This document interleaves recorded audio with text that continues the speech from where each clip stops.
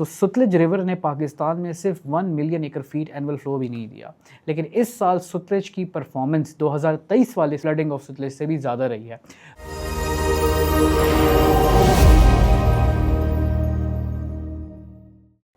Quick update on the river systems of Pakistan. अगर बात की जाए पाकिस्तान की रिवर सिचुएशन की, तो अल्हम्दुलिल्लाह Tarbela dam from last 20-25 days completely field है। 1550 इसकी जो फीट मैक्सिमम कंजर्वेशन लेवल है वो अचीव्ड हो चुकी है। और इस बार performance of the monsoon for Mangla dam भी अच्छा रहा है। अल्हम्दुलिल्लाह 1240 तक जो कंप्लीट फीट इतना अचीव कर चुका है मंगला डैम, जो अराउंड 98% है।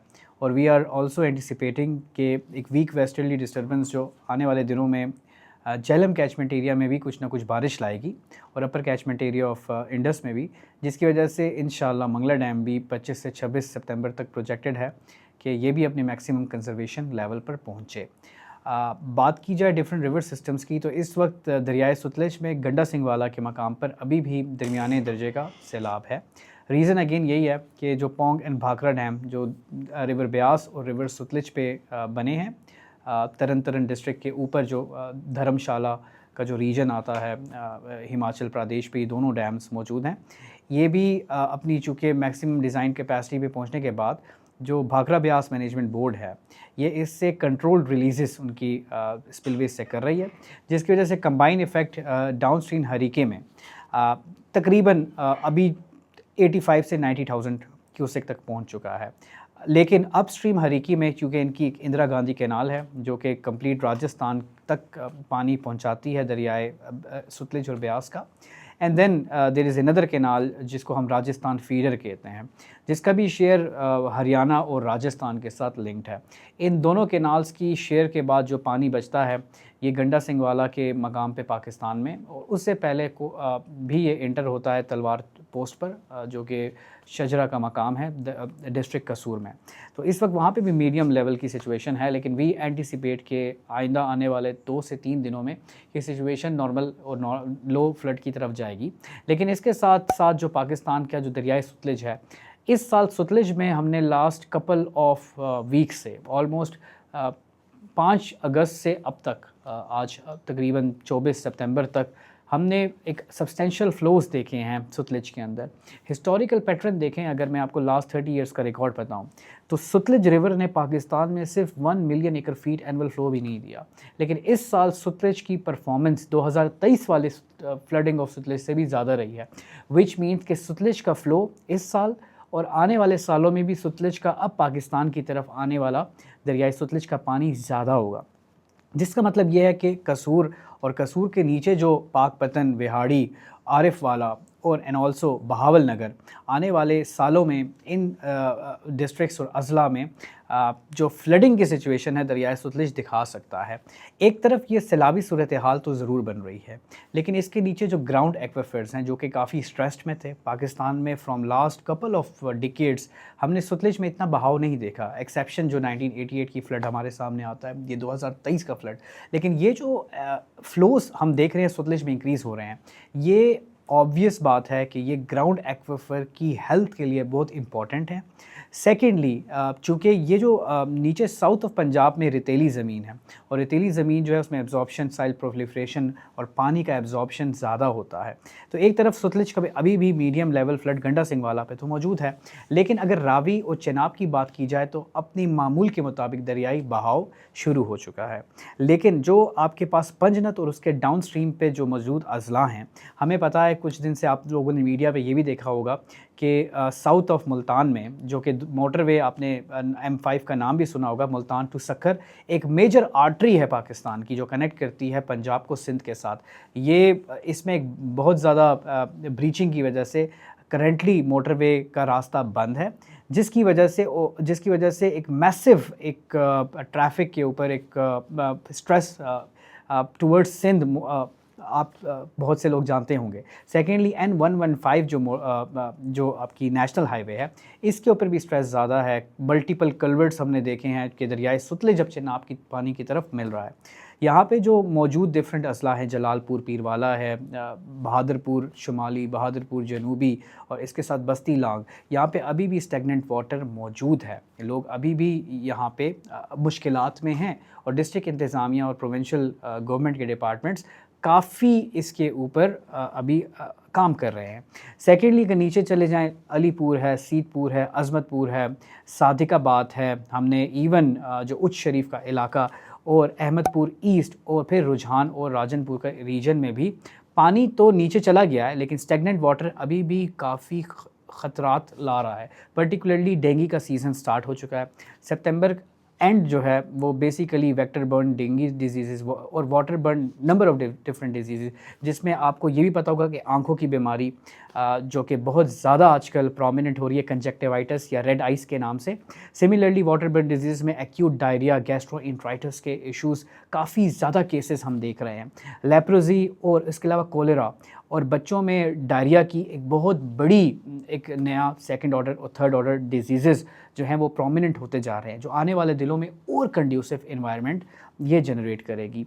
सिंध की तरफ अगर बात की जाए, जो सैलाब जिसने इस बार पंजाब के ऊपर एक बहुत गहरा असर छोड़ा है और काफ़ी डेवस्टेशंस हमने एग्रीकल्चर क्रॉप यील्ड में भी देखी है, हमने अ नंबर ऑफ डिफरेंट इसके नेगेटिव इफ़ेक्ट्स ऑन पंजाब देखे हैं। मैसिव जो एवैक्यूएशन लोगों की हुई है, लाइफ स्टॉक डैमेज हुआ है। अनफॉर्चुनेटली इस मानसून ने 1000 से ज़्यादा लोगों की जानों को भी हमने जानी नुकसान देखा है। लेकिन बात की जाए सिंध की तरफ, तो सिंध में ये सैलाब कुछ अपॉर्चुनिटीज़ भी लाया और कुछ ब्लेसिंग्स भी लाया। हमने सिंध के अंदर अभी देखा है, चाहे वो गुड्डू के मकाम से गया हो, 6,30,000 से ज़्यादा का रेला मेंटेन नहीं हुआ गुड्डू से। अगर सखर की बात की जाए तो सखर में भी 6 लाख तक ही हिट हुआ है। और कोटरी बैराज में मैक्सिमम फ़्लो आज रिकॉर्ड हुआ है 3,50,000 और 3,75,000 जो क्यूसेक जो कि इनफ्लोज़ हैं। हम एक्सपेक्ट कर रहे हैं कि 24 से 25 या 26 में मैक्सिमम फ़्लो शायद 4 लाख तक पहुंच जाए, इससे ज़्यादा नहीं। और इसके बाद ये इंडस जो है अरेबियन सी को मीट करेगा। याद रखें कि ये पानी सिंध के लिए एक काफ़ी पॉजिटिव साइन है, क्योंकि इस साल एस्टीमेट्स के accordingly 70 million ton of sediment, यानी दरिया अपने रास्ते से सिर्फ पानी तो नहीं लाया, वो मिट्टी जिसको हम एलुवियल या फ्लूवियल डिपॉजिट कहते हैं या सेडिमेंट फ्लक्स है, जो कि लोवेस्ट इंडस डेल्टा की जान होती है। तो इस बार लोअर इंडस डेल्टा जो कि काफ़ी सालों से मुरझाया हुआ था, उसमें एक नई जान आई है। ये स्ट्रॉम सर्जेस को रोकता है। टाइडल एक खुद एक निज़ाम है अल्लाह ताला की तरफ से कि वो टाइडल एक पूरा एक गेट बना देता है जो कि स्ट्रॉम सर्जेस को, सी वाटर इंट्रूजन को रोकता है। याद रखें, ये पानी ना सिर्फ अपने साथ सेडिमेंट ला के सेडिमेंटल फ्लक्स इसने किया है, इसने पूरे ecosystem of lower Indus delta को रिवाइव किया है और रीस्टोर किया है। There number of different wetlands जो हमारे सिंध के लोग हैं जानते होंगे, जो कि कनेक्टेड हैं with all different fresh water lakes, जो कि दरियाई निज़ाम से या फिर बारिशी निज़ाम से सिंध में मौजूद हैं, जिसमें खिंचर लेक है, हमल लेक है, इसके अलावा हडेरो लेक, ये तीनों लेक ठट्टा बदीन और साथ कराची में भी हमारे पास हब डैम भी आता है एंड थड्डो डैम भी आता है जो कि बारिशी पानी से भरता है। अल्हम्दुलिल्लाह हब डैम ने भी इस बार अपनी पूरी मैक्सिमम कैपेसिटी भरी है। थड्डो डैम भी भरा है। मलीर रिवर के अंदर जो हमने देखा और लियारी रिवर में अल्हम्दुलिल्लाह इस बार मलीर रिवर में भी जो किरथर रेंज से पानी आता है वो भी हमने देखा है। हमने जो रोहरी की जो पहाड़ है, जो इंडस के बेलर्स हैं, वहाँ पे भी पानी का बहाव देखा है और बड़ा मज़े का पानी देखा है। मंचर लेक, हमल लेक, किरथर पानी से भी इसमें फ्रेश वाटर पानी की वजह से पूरा एक नया इकोसिस्टम ने एक जन्म लिया है और वहाँ पे रिवाइव हुए हैं।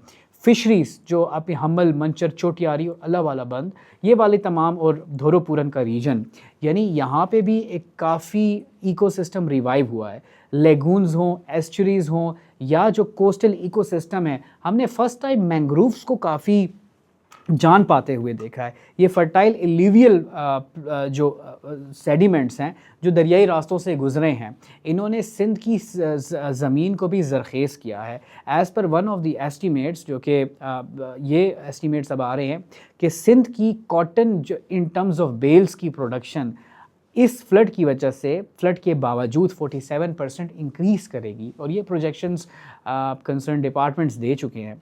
इसके साथ साथ जो इम्पॉर्टेंट चीज़ है, जो पिछले स्पेल, जो लास्ट स्पेल था मानसून का, उसने एक सदर्न रीजन और south eastern region of Sindh में काफ़ी अच्छी बारिशें दी, जिसकी वजह से थर पारकर, नगर पारकर और जो अदर रीजन्स हैं, मिथी का, छोर का रीजन, और साथ साथ जो अपर जो हमारे पास अदर उमरकोट है, सांगड़ है, यहाँ पे भी काफ़ी ग्रीन कवर इंक्रीज़ हुआ है।